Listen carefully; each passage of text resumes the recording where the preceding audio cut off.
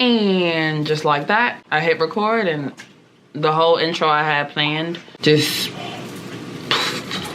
So hey, this video specifically is for... This video is specifically for Microlocs. I almost forgot the type of locks I have. $750 to establish. So when I went into my second lock journey, nobody told me I would look like a plucked chicken. Proper preparation prevents poor performance. Look, still unprepared. Okay, so.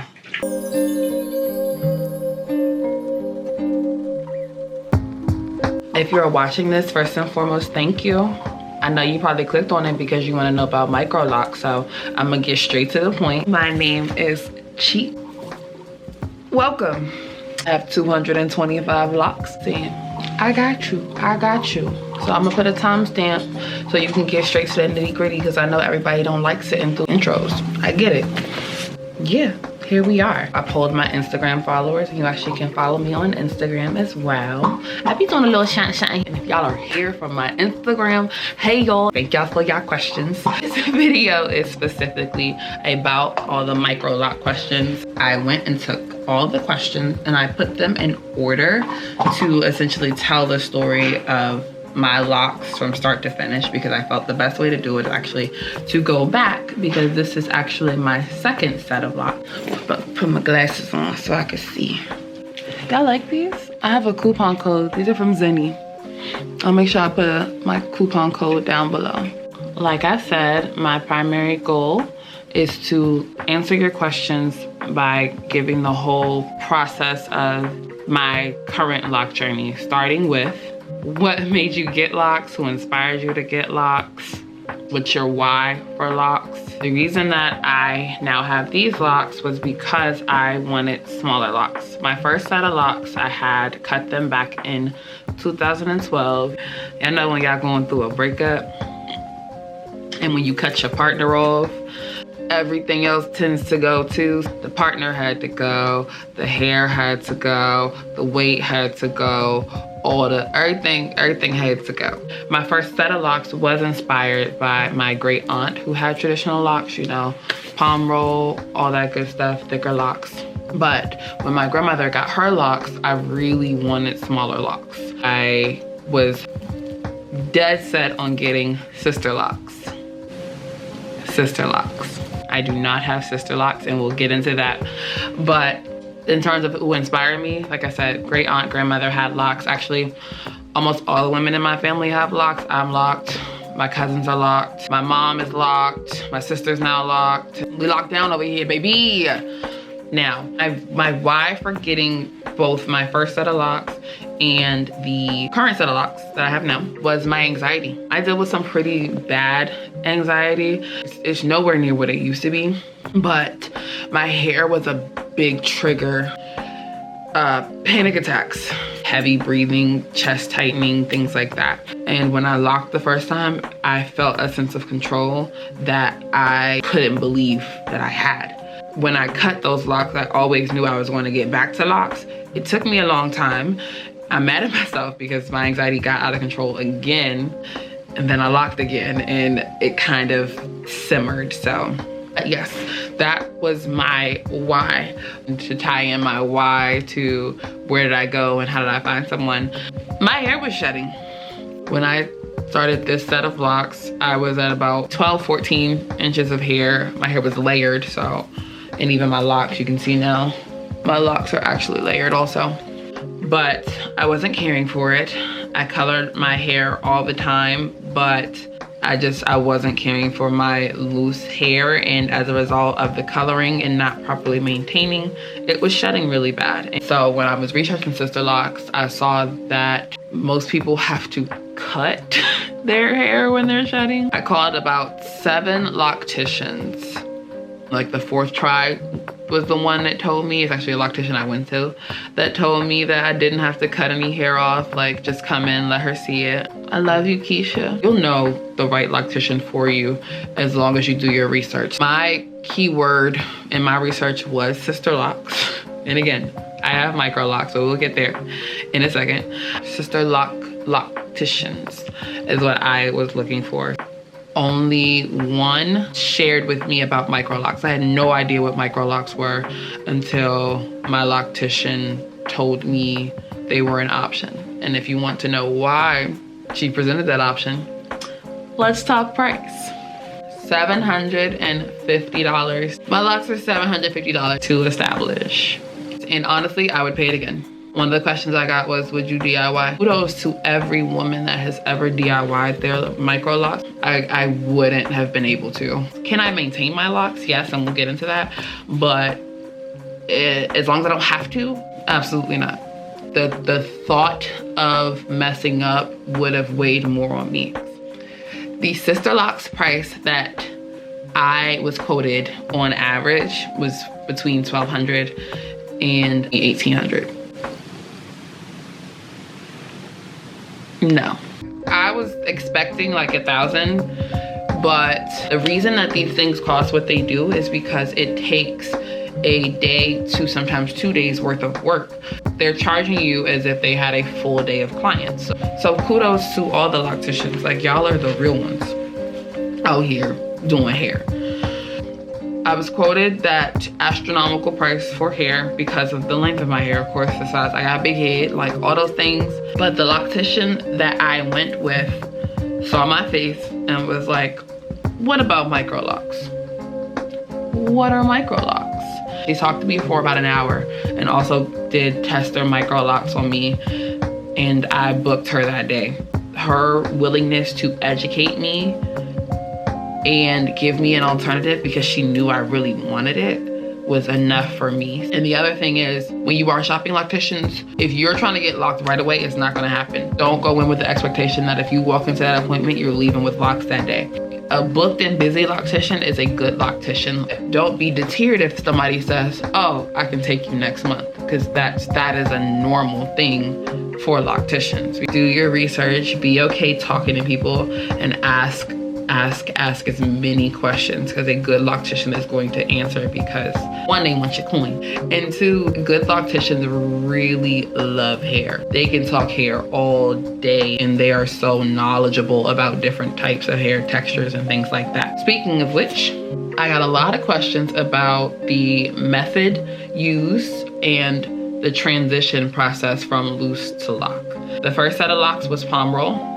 This set is interlock, so with the crochet tool, it's a 3-point rotation. So let's talk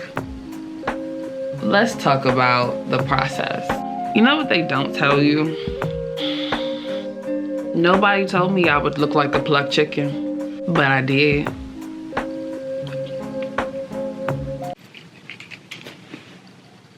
I was bald, and people loved to tell me that I wasn't. People loved to say that I wasn't bald. Y'all was lying. I have had the fullest of full hair my entire life. In those first 3 months, like I heard my voice crack. Those first 3 months, I could not believe all my volume was gone. If I can get a picture in here, I'll put it in here. Or if not, you can see it on my Instagram. Like, I hated my locks. Somebody asked me, what's a tip you would give to prepare someone for? You might hate it, but don't quit. You might really hate your locks, because I did. I wanted to chop them off immediately. I thought I was gonna come out with like fluffy locks, and they were silky. I was bald. I felt like I was bald. The plucked chicken phase isn't fun. Sticking to the journey is all about your commitment to it. So if you know you got commitment issues, don't get locks. But if you are trying to like work on committing to a process, then get locks. You might look like a plucked chicken. Just know you might look like a plucked chicken. The transition process was hard for me because I lost volume. The best part about it was me being free from the idea of having to do my hair. I tossed every comb out, every detangling brush. It was blissful. I loved it. I loved every moment of it. All right, let me put my glasses back on. I can actually see up close. I can't see far, but I like the effects of putting my glasses on and then looking down at my phone. Someone asks, how do you maintain? What products do you use for styling, hydration, washing? I'll make sure I put my Amazon favorites down in the description box so you can see all the products that I use, just in case I don't name something. I use a lot less products, thank God, than I did when I was loose natural. But in terms of maintenance, I am on a 6 to 8 week schedule, and I actually can go up to 10 to 12 weeks. The Rona taught me that. I can go longer. I pay $125. With tip like $150. Some of y'all probably like, girl, that's too much money. But I'm like, I don't care because I ain't doing it myself. Can I? Yes, but I don't want to, so I'm not going to. But that actually brings me into products, because the biggest thing for locks is hydration, hydration, hydration. Washing, I actually only wash 2 to 3 weeks. It kind of depends on what I'm doing. During the summertime, I find myself washing a little bit more, even if it's just a water wash. I'm big on washing here all the time because I have my makeup and things like that. But in terms of a full like wash, I do about 2 to 3 weeks after my reties. And then of course, when I go to my loctician, she washes my hair also. But in between, I have what I like to call deep moisture routine and my everyday moisture routine. Especially in the wintertime, you really, really gotta keep your locks hydrated. Rose water. You can't get rose water. Distilled water. I mean, tap is cool. Tap is water. Then oil. Once my hair is damp, I use a spray that my loctician actually makes. I use that for kind of my daily. But for a deep moisture day, what I do, I usually use the distilled water then, so my hair gets actually like really wet.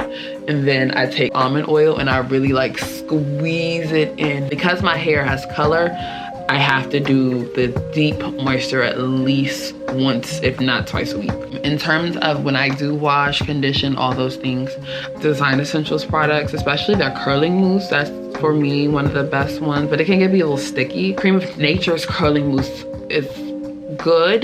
It doesn't have as good of a hold as Design Essentials, but it feels better on your hair and on your hands. Taraji is a holy grail item for me. Her cooling sensation in that yellow bottle, the scalp serum that she has for that TPH by Taraji P. Henson, that's my girl. It feels like heaven on your scalp. Like, I don't play about my scalp. I oiled a mess on my scalp, child. Everything up here, you gotta take care of the foundation first. You can't build on poor foundation, okay? I also use Dark and Lovely's Tension Tamer after a retie. So anybody that's tender-headed, that's a really good one. And it's actually really good when you get the baby fro underneath your locks and you gotta start pulling things apart. I can transition into hair color. And actually, let me pause really quick. Don't let people scare you out of color. Color is so much fun. If you've never colored your hair before, go to a professional. Hair has been colored since I was like 15. The box colors, they're good.